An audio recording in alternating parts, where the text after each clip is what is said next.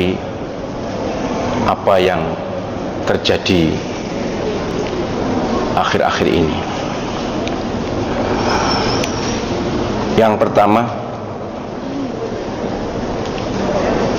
2 hari yang lalu sekitar jam 12 malam saya mendapatkan pengaduan dari salah seorang pengasuh pesantren yang didatangi aparat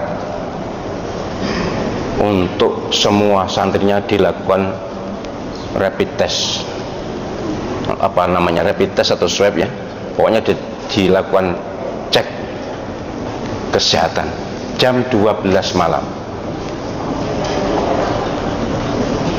pakai seragam tertentu, tapi bukan seragam kesehatan, dan kalau toh kesehatan saya yakin tidak jam 12 malam.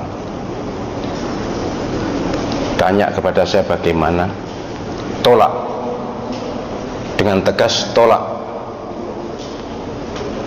Ada surat perintahnya, kalau ada surat perintahnya nanti yang kita protes yang memberi surat perintah. Tidak mungkin pejabat negara menugasi aparatnya jam 12 malam. Oke, ditolak. Memang ya kasihan juga pengasuh ini, karena bagaimanapun sendirian. Kemudian pulang, aparat itu pulang. Entahlah aparat apa, saya juga tidak tahu ya, dan saya tidak perlu tahu daripada membuka musuh. Kemudian 1 jam atau setengah jam berikutnya datang mereka yang berseragam aparat keamanan. Ya, kalau seragamnya sih Satpol PP dan polisi, tapi saya tidak yakin itu Satpol PP beneran atau polisi beneran, tapi seragamnya katanya itu. Difoto kok, difoto diberikan saya. Minta agar santrinya didata, minta data santri dan para ustadz.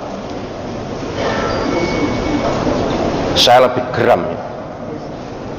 Saya lebih geram karena saya ingat apa yang terjadi pada tahun 64 yang lalu.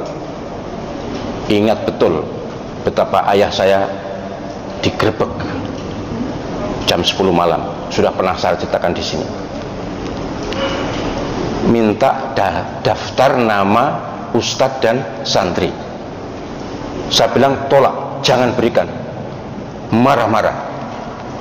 Sudah, kalau marah-marah biar marah, biar pokoknya jangan sampai diberikan. Baik, sampai di situ memang masih ada sambungan dialognya dengan saya, masih ada, tapi intinya itu.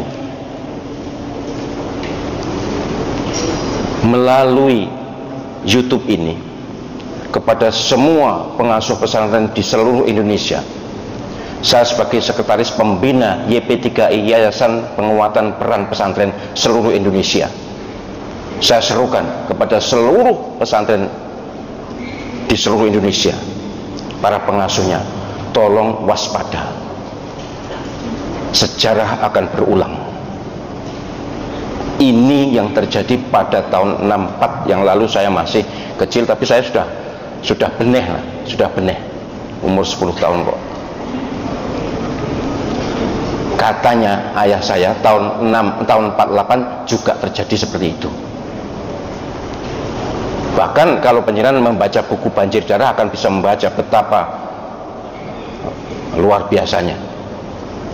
Tidak terima gitu, tidak hanya minta ngetes atau minta daftar, datang membawa pedang, membawa celurit, langsung mengambil. Saya tidak menuduh siapapun, tapi saya serukan, ayo kita hadapi bersama, jangan gentar. Umat Islam kalau kompak, kalau bersatu, Allah SWT pasti memberikan pertolongan. Iyalah, silakan baca Al-Quran surah Al-Anfal. Mengapa Nabi Muhammad SAW dan para sahabatnya itu kuat? Karena kompak, karena bersatu. Ini jangan mau digoyah-goyah. Jadi jangan mau panjenengan semua pengasuh pesantren di seluruh Indonesia, kalau ada gerombolan orang atau sekelompok orang mau ngetes, kalaupun ada, lihat dulu ada surat perintah atau surat tugas atau tidak, pejabatnya jelas, siapa harus jelas, dan jamnya bukan tengah malam. Walaupun yang memberi surat siapapun pejabat tertinggi di negeri ini sekalipun, kalau jam 12 malam jangan terima, pasti ada apa-apa. Enek tuh meriksa kesehatan, meriksa jam 12 bengi, jam 12 malam itu. Untuk apa? Kenapa?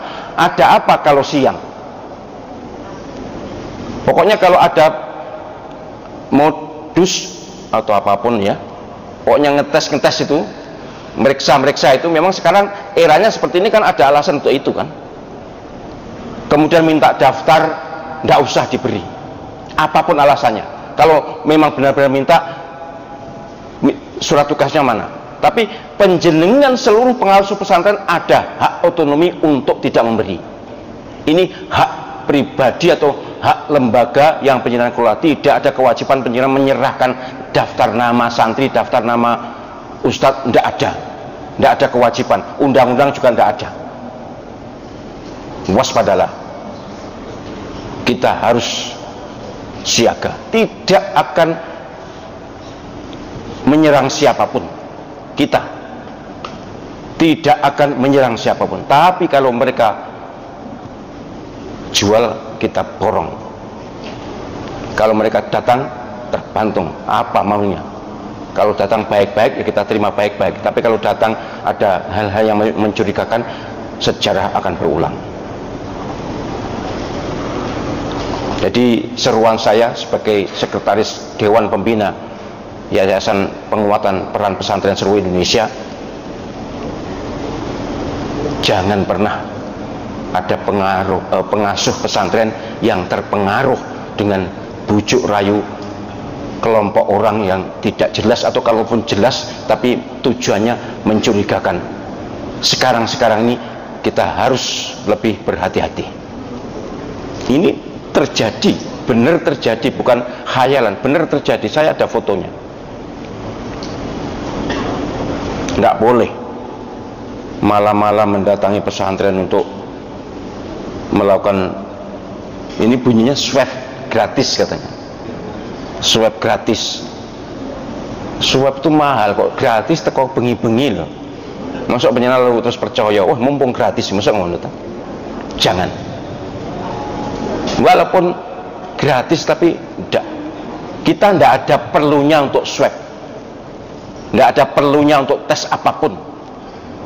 Penjenengan yang penting menjaga kesehatan, hidup sehat dan bersih, protokol kesehatan dipatuhi, zikir istiqomah, sudah. Wong ndak ono apa-apa kok tiba-tiba seperti itu.